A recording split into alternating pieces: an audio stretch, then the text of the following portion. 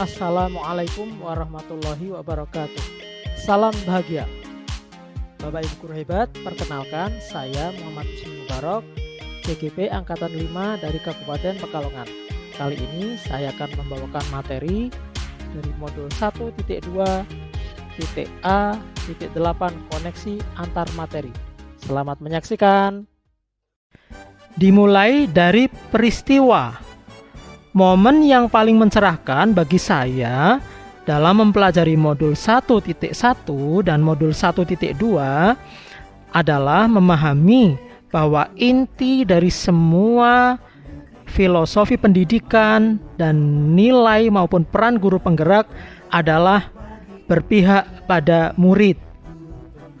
Dari nilai atau filosofi pendidikan dasar itu akan terpancar nilai-nilai yang lain seperti reflektif, kolaboratif, inovatif, dan mandiri. Guru penggerak dalam melakukan reflektif akan selalu berpikir bagaimana sesuatu ini bermanfaat bagi murid. Dalam melakukan kolaborasi untuk mencapai kebutuhan murid, memenuhi kebutuhan murid. Dalam melakukan inovasi, dalam melakukan kegiatan belajar mandiri, semua adalah untuk kepentingan atau kebutuhan murid. Kelima nilai ini apabila diwujudkan dan dimiliki oleh guru penggerak, maka guru penggerak akan mampu atau memiliki pengendalian diri yang baik, memiliki kesadaran diri yang baik, memiliki kemampuan keterampilan relasi, dan kesadaran sosial. Dari keempat kemampuan ini, seorang guru penggerak akan mampu mengambil keputusan yang bertanggung jawab dan beretika. Dari pengambilan keputusan yang bertanggung jawab dan beretika inilah akan membentuk guru penggerak yang biasa berpikir sistem, yang melibatkan berbagai banyak hal, situasi, kondisi, maupun hal-hal yang berkaitan. Sehingga guru penggerak akan memahami perubahan yang terjadi di lingkungan maupun zamannya. Guru penggerak juga akan berpikir aset, apa yang dimiliki, apa yang ada dan bisa dimanfaatkan untuk sesuatu kepentingan atau kebutuhan murid. Dari itu pula, guru penggerak akan bisa membangun keselarasan. Semua hal yang disebutkan tadi apabila sudah dimiliki oleh guru penggerak, maka guru penggerak tersebut akan mampu melaksanakan perannya sebagai pemimpin pembelajaran. Dari peran guru penggerak sebagai pemimpin pembelajaran ini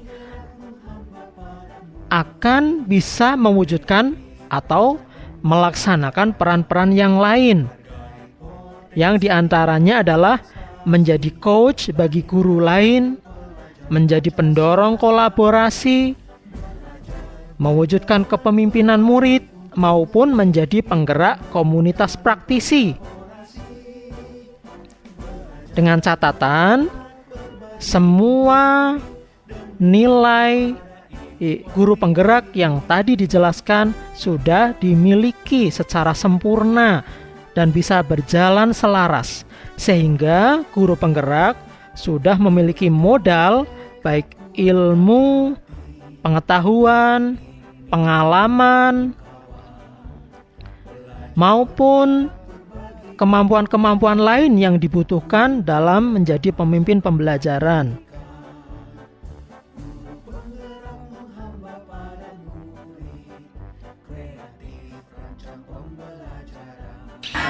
Peristiwa yang paling menantang bagi saya yang saya lakukan adalah pada saat melaksanakan penerapan filosofi pendidikan Ki Hajar Dewantara atau melakukan aksi nyata.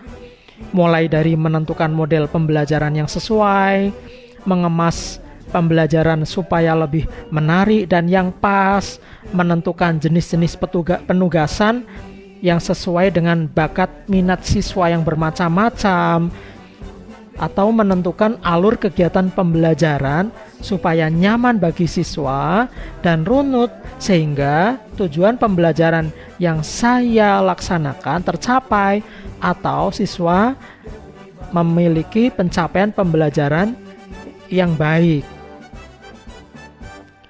Adapun kaitan antara modul 1.1 dan 1.2 yang saya pahami adalah dalam modul 1.1 inti dari pemikiran Ki Hajar Dewantara adalah pendidikan yang menghamba pada anak. Sedangkan pada modul 1.2 membahas nilai dan peran sebagai guru penggerak. Saya memahami untuk memiliki nilai sebagai guru penggerak dan melaksanakan peran sebagai guru penggerak, maka kita atau guru penggerak harus menguasai modul 1.1 atau memiliki falsafah atau dasar dalam melakukan segala kegiatannya menghamba pada anak.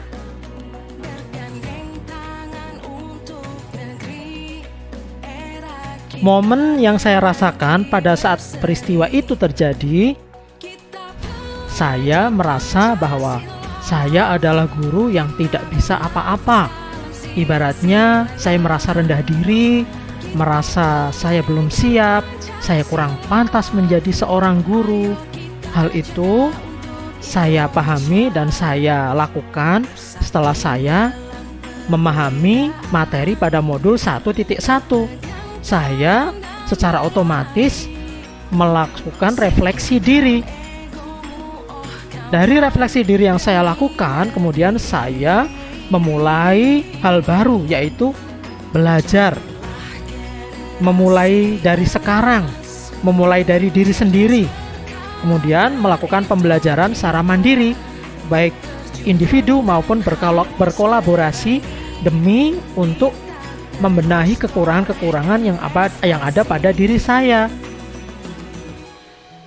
Adapun dalam kegiatan pembelajaran dari modul 1.1 dan modul 1.2, yaitu sebelum mempelajari kedua modul itu, saya merasa sudah menjadi guru yang baik atau benar.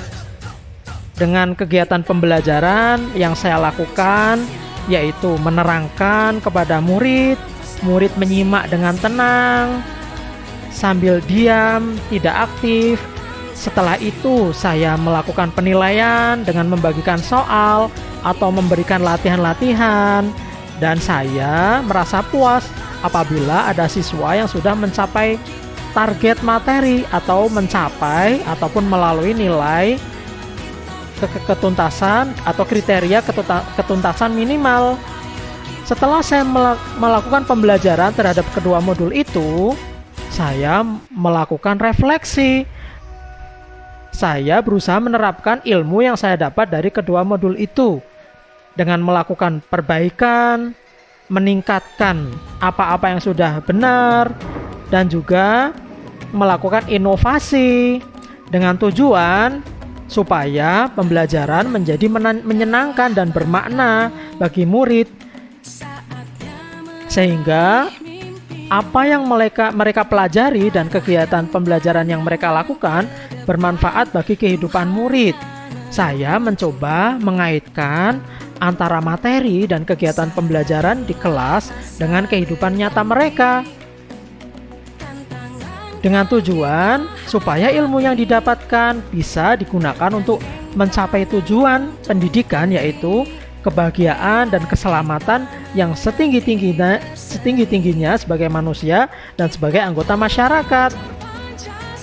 Adapun rencana saya setelah melakukan kegiatan pembelajaran dari modul 1.1 hingga modul 1.2, saya berusaha menjadi pemimpin pembelajaran, yaitu peran guru penggerak yang pertama, mulai dari merencanakan kegiatan pembelajaran, melakukan penilaian, dan memberikan penugasan.